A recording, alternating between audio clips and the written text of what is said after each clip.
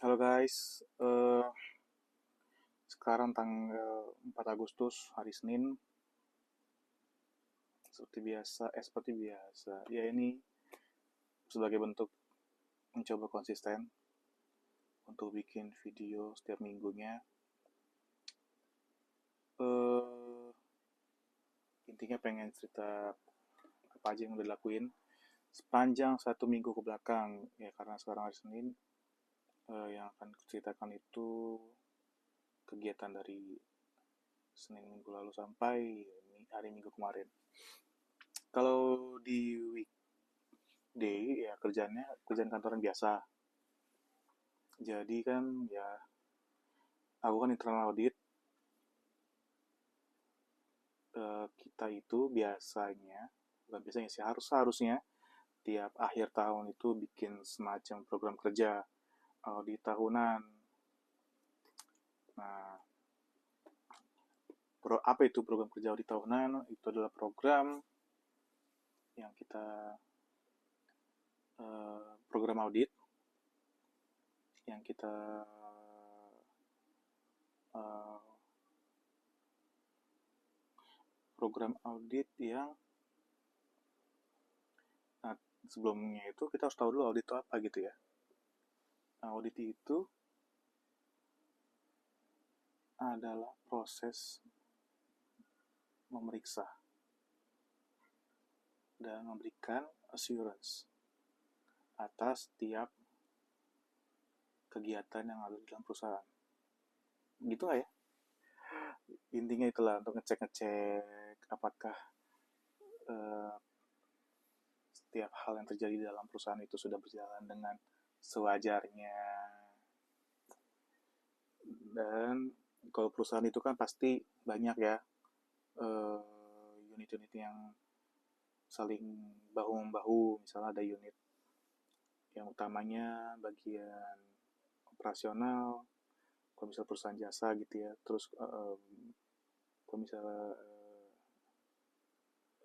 apa namanya, sales, marketing itu juga salah satu unit yang paling penting. Lalu juga ada unit-unit membantu seperti legal, ada internal audit, accounting, dan berbagai unit lainnya gitu ya, keuangan. Nah, jadi setiap hal di dalam perusahaan itu kita cek. Namun nggak mungkin semuanya kan kita cek, karena satu ada keterbatasan sumber daya alam, keterbatasan waktu, dan kita harus memastikan apa yang kita cek itu adalah hal-hal yang memang diperlukan oleh perusahaan. Perusahaan kan punya tujuan. Ketika kita ingin mencapai tujuan, pasti ada resikonya. Itulah mengapa kalau eh, perusahaan itu memiliki internal audit untuk memastikan bahwa satu, risiko itu benar ada apa enggak. Dua, apakah kita sudah punya kontrol untuk memitigasi dari supaya risiko tidak terjadi gitu ya. Tiga, untuk memastikan ada uh, nilai tambah yang bisa diberikan gitu untuk proses bisnisnya gitu dalam bentuk rekomendasi. Itulah kerjaan audit. Nah, itulah tiap akhir tahun kita susun program kerja di tahunan. Jumlahnya tergantung jumlah anggota audit, tergantung resiko perusahaan seperti apa. Resiko perusahaan sendiri biasanya dilihat, kalau teman-teman tahu ada istilah uh, risk map, kayak semacam kotak-kotak kayak heat map gitu. Di situ ntar kelihatan mana uh, resiko-resiko yang punya dampaknya tinggi, yang punya kemungkinan terjadinya tinggi atau rendah. Itu dimappingkan ke dalam risk map tersebut. Dari situ disortir lagi jadi beberapa resiko yang menjadi resiko atau risk profile perusahaan. Nah, disitulah IA menjadikan sebagai dasar dalam pembuatan program kerja tahunan. Baik lagi karena tujuannya adalah untuk memastikan perusahaan dapat mencapai tujuannya. Gitulah. Jadi sekarang lagi jalan, auditnya nggak bisa dikasih tahu juga ya apa sih program kerja yang sedang kami lakukan saat ini, tapi ada gitu. Dan minggu lalu itu ya lebih fokusnya ke proses walkthrough. Jadi kalau teman-teman tahu teknik audit itu ya pertama-tama mungkin ya kemarin dilakukan adalah proses walkthrough. Jadi ada proses walkthrough itu adalah proses mendapatkan informasi dari user terkait how they perform their daily activities and ensure apa yang dikerjakan itu align dengan SOP, kebijakan. Kalau misalnya nggak ada SOP, nggak ada kebijakan, dibuat dulu. Mungkin nggak tahu ya. Seharusnya sih perusahaan Indonesia Skat ini sudah aware ya dengan kebijakan, dengan SOP. Karena kalau nggak ada itu, yakin sih susah untuk bisa berkembangnya gitu. Gitu, jadi ya walkthrough melakukan interview dengan user terkait, minta dokumen pendukungnya ya seperti biasa. Cuman kan memang proses bisnis di perusahaan itu kan ada banyak, jadi bertahap sih. Ini masih awal ya, karena kami bikin plannya itu dari bulan Juli sampai akhir tahun. Cuman ya itu kan akhir tahun tuh harusnya sudah selesai lah gitu.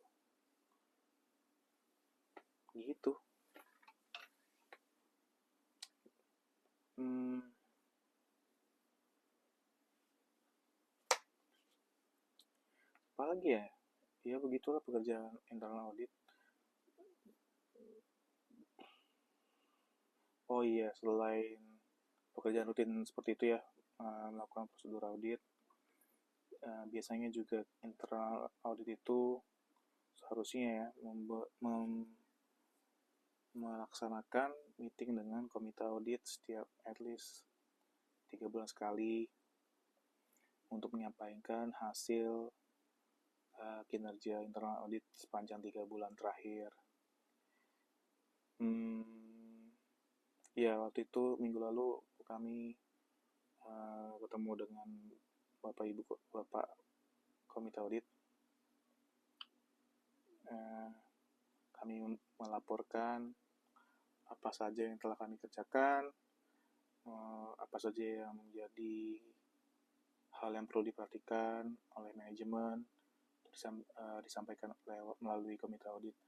Lalu juga kita menyampaikan juga bagaimana pengembangan dari unit internal auditnya sendiri, apa saja pelatihan yang sudah dilakukan, apabila ada proses rekrutmen karyawan baru seperti apa prosesnya. Bersyukurnya sih kalau di tempatku kerja internal auditnya itu ada banyak ya, karena satu grup dan setiap anak perusahaan juga punya internal auditnya sendiri. Jadi sebenarnya setiap ada isu gitu di dalam perusahaan, kita bisa aja langsung nanya ke teman-teman IA di anak perusahaan yang lain. Pernah menghadapi hal seperti itu kah, bagaimana cara mengatasinya. Jadi so far so good, walaupun memang yang namanya pekerjaan pasti banyak susahnya ya, yang penting dijalanin aja, ntar juga selesai gitu. Iya, jadi ketemu setengah hari biasanya kalau ngobrol sama komite audit, karena ya komite audit memang punya view ya, kalau misalnya kita nih sudah melakukan audit gitu ya, tapi komite audit juga punya view yang bisa dibilang luas juga ya. Jadi itu banyak masukan juga untuk kita, untuk kami internal audit. Gimana, tertarik kerja sebagai internal audit? Enak. Enaknya adalah, ya kenapa aku bisa bilang enak ya, karena dulu kan aku kerjanya sebagai auditor eksternal, kerja di KP. Teman-teman mungkin juga tahu ya kalau KP itu ada beberapa unit juga ya, atau divisi ya, atau apa sebutannya.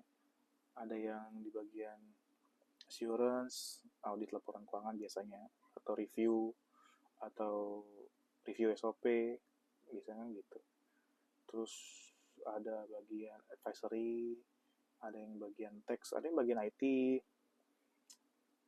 Jadi setiap misal kalian nih kerja di suatu perusahaan dan perusahaan itu sudah punya sistem gitu ya, menggunakan sistem dan diaudit oleh KAP, ya pasti harusnya bagian IT-nya juga diaudit ya, karena untuk memastikan ITGC-nya sudah oke atau perlu ada perbaikan, karena sistem yang kita gunakan juga pasti ada resiko dapat mempengaruhi laporan keuangan gitu guys. Ya bersyukurnya pindah ke internal audit seperti itu ya, bisa hidup lebih tenang, walaupun punya efek, bisa berefek buruk juga bagi sebagian orang, ya, termasuk ke diriku sendiri. Udah dikasih jadwal hidup, maksudnya jam kerja yang nyaman, malah dipakai untuk tidur, makan, gitu guys. Nggak boleh, harusnya dipakai buat olahraga ya. Hari ini pun, oh ya minggu lalu pun nggak ada olahraga sama sekali, padahal niatnya ada mau olahraga, mau diet, tapi diet juga nggak jadi, makannya tetap 3 kali sehari. Kayaknya mulai besok pengen coba nggak sarapan lah, kayaknya lebih gampang nggak sarapan daripada nggak makan malam. Tapi ya dicoba juga nggak makan malam, nggak snack sore juga.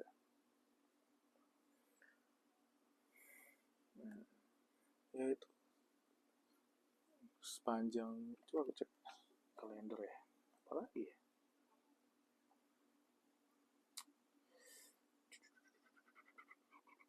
iya itu doang.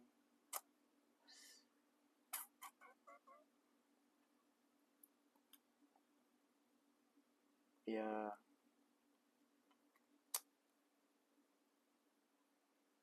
oh 13 menit juga sih, yaitu di weekdays-nya pekerjaan seperti itu.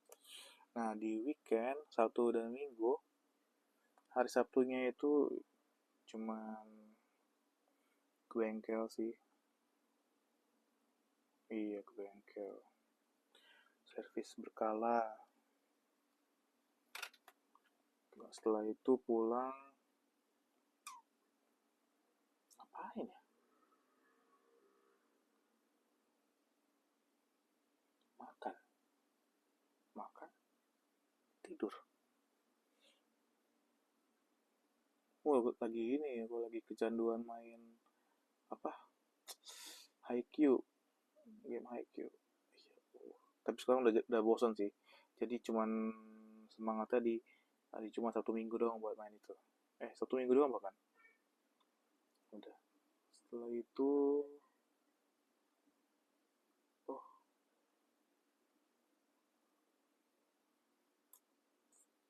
ya pokoknya hari minggu ya, Sabtu kayaknya itu deh. Terus hari Minggu kami ke, ya biasa gereja, gereja di GI Semanggi, dan di sana ketemu dengan rekan kerjaku di kantor internal audit juga. Unik, jadi sebelum minggu kemarin tuh, 2 minggu dan 1 minggu yang lalu, aku ketemu juga sama teman kantor. Tapi kalau 2 minggu yang pertama itu ketemuannya di Kokas, kalau yang kemarin ketemunya di Semanggi. Nah Sabtu ini ada rencana ke mall lagi, nggak tahu deh ketemu nggak. sama teman kantor yang lain. Jackpot kalau ketemu sih. Ya itulah. Hmm, iya, udah itu aja lah. Ya, oh, iya mulai besok coba olahraga kali ya, atau dia. Semoga bisa lebih semangat dalam apa namanya menjaga kesehatan. Weh, mungkin akan banyak ngomongin kerjaan sih, karena videonya kan ngomongin keseharian. Sedangkan keseharianku juga kebanyakan di kantor kan. Cuma kalau misalnya ngomongin soal ini kan kontennya ngomongin soal cerita di balik gudang. Iya kan? Nah, aku tuh suka posisinya di gudang. Mungkin kalau dibandingkan dengan video sebelumnya itu berantakan, lebih berantakan ya. Sekarang udah lebih baik. Namun barang-barangnya tetap ada di sini, di bawah sini. Hmm, ya, aku pengen ceritain sih. Apa aja sih barang-barang di gudang tuh. Kayak misalnya aku beli kayak ginian, gini, terus ada ada gini, hot and cream, terus ada sikat. Ini masing-masing barang ini ada ceritanya. Ini apa? Pampers, pampers.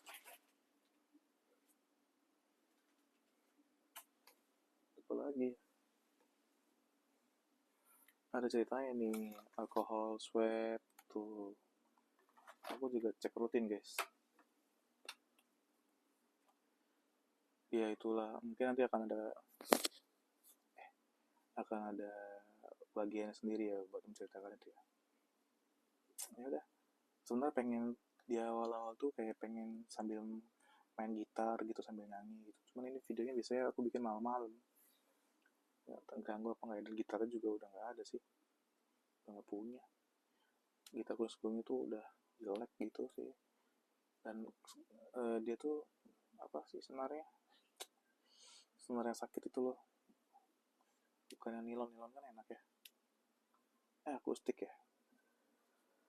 Nah itulah, pengen beli gitar baru gitu. Yaudah, upload malam ini